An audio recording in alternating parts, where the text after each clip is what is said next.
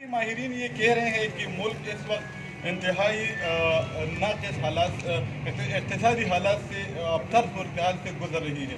اگر اس وقت حکومت جو ہے پی ڈی ایم کو مل جاتی ہے تو کیا پی ڈی ایم ایسی حالات کو کنٹرول کر سکتی ہے, ملک کو جو ہے نا بہتری کی طرف لے جا سکتی ہے یا نہیں؟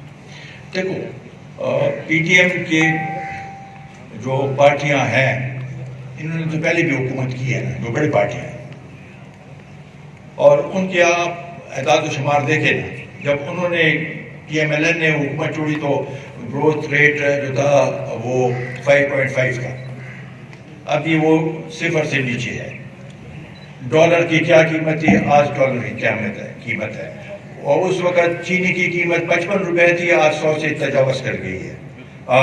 آٹے کی قیمت اسی طریقے سے, گھی کی قیمت, تو یہ سب چیزیں عوام کے سامنے ہے. آج اگر لوگ چیخ رہے ہیں تو وہ تو پی ڈی ایم کے خلاف نہیں چیخ رہے ہیں نا, ان سے کے خلاف چیخ رہے ہیں. تو مطلب یہ ہے کہ یہ تو نہیں, اور ان پی ڈی ایم کے جو پارٹیز ہیں ان کے پاس اہلیت ہے.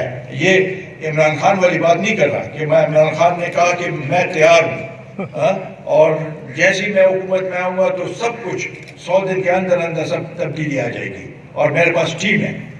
آپ کہتا ہے کہ ناتجربہ کار لوگوں کو حکومت نہیں لینی چاہیے, یہ کہتا ہے. تو یہ فرق ہے. Thank you. ان کے ساتھ آئے ہوئے معزز حضرات جنہوں نے آج قومی وطن پارٹی میں شمولیت اختیار کی, ہم دل کے عطا گہرائیوں سے ان کو مبارکباد پیش کرتے ہیں. اور خصوصاً میرے لیے یہ ایک بڑے قابل فخر دن ہے کہ ایسا مخلص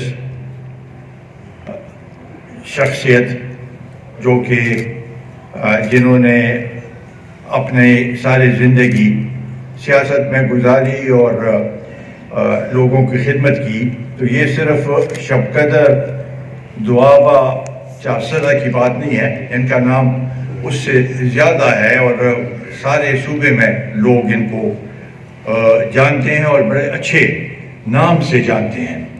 ان کی خدمات کو اور ان کی جو انہوں نے کارکردگی دکھائی ہے وہ میں سمجھتا ہوں کہ ہم سب کے لیے اور اس صوبے کے لیے قابل فخر ہے اور یہ ایک سرمایہ ہے. اور ان کے بیٹے بھی علی شان جو کہ اب انہوں نے بقول میاں صاحب کے انہوں نے ہمیں وقف کر دیا ہے, تو انشاءاللہ تعالی یہ صرف یہاں پر ہمارے انفارمیشن میں نہیں, سوشل میڈیا پہ بھی ان کو وہ ہے.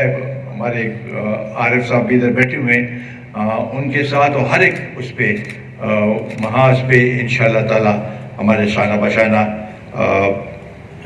کام کریں گے. اور میں پی کے 59 اور پی کے 60 کے دوستوں کا بھی مشکور ہوں, اور ڈسٹرکٹ چیئرمین بابر علی جو کہ اسی علاقے سے تعلق رکھتے ہیں, تو ان سب کا مشکور ہوں. اور ان کے سب بڑے یہاں پر موجود ہیں, ان کا مشکور ہوں کہ انہوں نے آج یہاں پر آئے بھی اور اس میں کوشش بھی کی کہ میاں صاحب کو راضی کرنے پہ کہ واپس سیاست میں آئے, اور ان کا بیٹا بھی ہمارے ساتھ آج شامل ہے. تو میں بہت بہت مبارکباد ان کو پیش کرتا ہوں.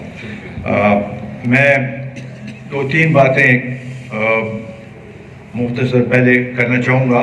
ایک تو پاکستان میں جو صورتحال ہے اور خاص کر جو مہنگائی کی لہر دن بہ دن بڑھتی جا رہی ہے, اور خاص کر اس مہینے میں 2 دفعہ پیٹرول کی قیمت بڑھی ہے, بجلی کی قیمت بڑھی ہے, اور چینی جو کہ یہ بڑے پچھلے دنوں بڑے فخر سے عمران خان کہہ رہا تھا کہ چینی کی قیمتیں کم ہو رہی ہیں, پھر 100 روپے سے زیادہ تجاوز کر گئی ہے. اسی طریقے سے آٹا, باقی خوردنوش کی جتنے بھی وہ ہیں, تو یہ ایک غریب شخص کے لیے, ایک محنت کش کے لیے, ایک تنخواہ دار شخص کے لیے اس میں اپنے اخراجات پورا کرنا بڑا مشکل ہے. اور یہ کیسے ہو سکتا ہے کہ ایک مہینے میں 2 دفعہ پیٹرول کی قیمت بڑھائیں؟ پہلے 1 روپیہ کچھ بڑھایا، ابھی 3.5 روپے اور بڑھا دیا. یہ ابھی مزید بڑھتے جائیں گے کیونکہ انہوں نے IMF پہ جانا ہے، تو بجلی کی قیمت بھی بڑھائیں گے، گیس کی قیمت بھی بڑھائیں گے، اور پیٹرول کی قیمت بھی بڑھاتے جائیں گے. یہ اگر صورتحال رہی، یہ تو بڑے اس سے کہہ دیتے کہ جی اوگرا نے تو کہا تھا کہ 12 روپے بڑھاؤ، ہم نے 3 روپے بڑھا دیے. یہ ان کے کارنامے ہیں. اس طریقے سے تو ملک نہیں چلتا. جو بھی بات ہو تو پچھلی حکومت پہ ڈال دیتے ہیں یا مافیا پہ ڈال دیتے ہیں.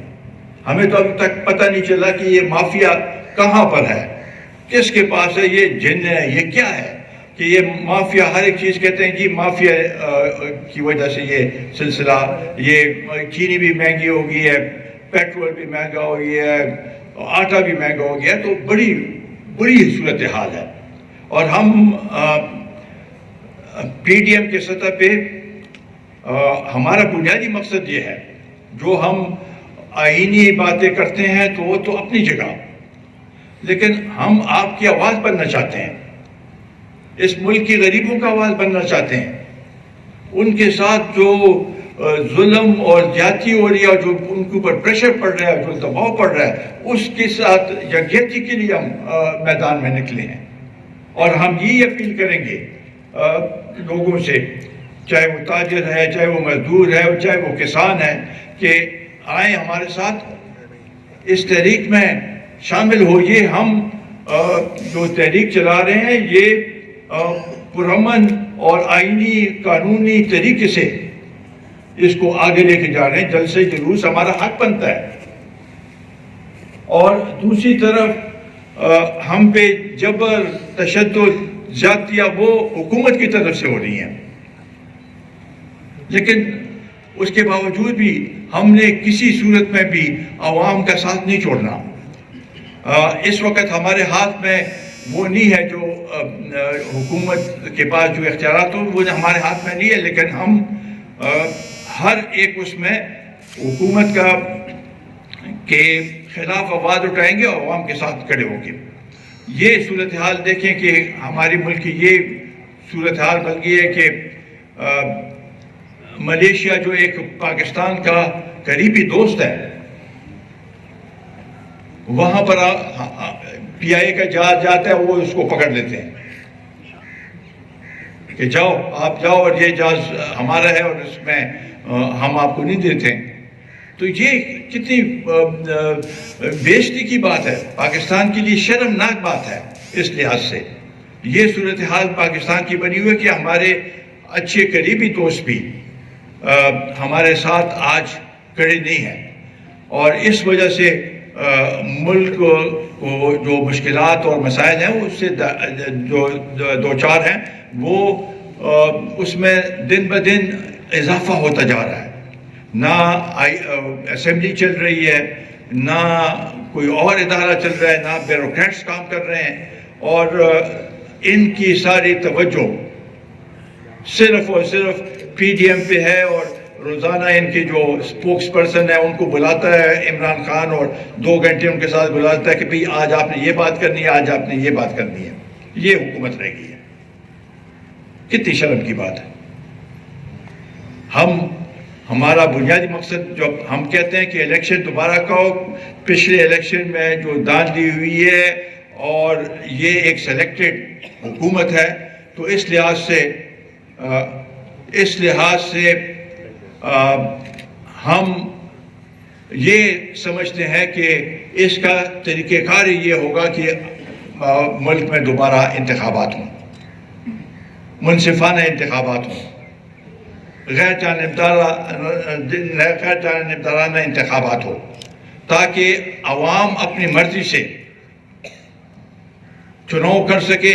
اور انشاءاللہ تعالی یہ ہم یقین دلاتے ہیں کہ PDM الیکشن کے بعد بھی جو حکومت بنے گی اس میں کم از کم ان چیزوں پہ ہم سب اکٹھے ہوں گے، ساتھ دیں گے، اور جو وعدے کیے ہیں یہ اس کے یو ٹرن والے وعدے نہیں ہیں، یا وہ وعدے کہ بھئی آج وعدہ کر دیا اور کل حکومت میں آئے تو بس بھول گئے۔ یہ ایک آپ کے ساتھ ایک رشتہ ہے اور اس رشتے کو اسی طریقے سے ہم نے قائم و دائم رکھنا ہے، اور آپ کے مسائل، آپ کے مشکلات کو انشاءاللہ تعالی ہم ہر صورت میں اس کو آگے لے کے جائیں گے اور اس ملک کو خوشحالی کی طرف لے کے جائیں گے۔ آپ بس کافی تو اس لحاظ سے اگر آپ دیکھیں اس کا مقابلہ کریں، پچھلے ہم یہ نہیں کہ کسی اور حکومت کی تعریف کر رہے ہیں، لیکن اعداد و شمار آپ دیکھیں، اب کی جو مہنگائی ہے اس پہ آپ دیکھیں، یہاں پر پاکستان میں جو مہنگائی ہے آج وہ اس خطے میں سب سے زیادہ ہے،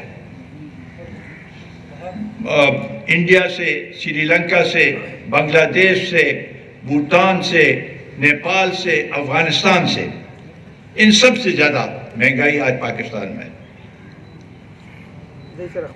اور یہ کہتے ہیں کہ جی مہنگائی کرونا کی وجہ سے آیا، تو میرا خیال ہے کرونا ہندوستان میں جتنا پھیل چکا ہے تو ان کو تو بہت بری حالت ہونی چاہیے تھی۔ اچھا ہاں پتہ ہے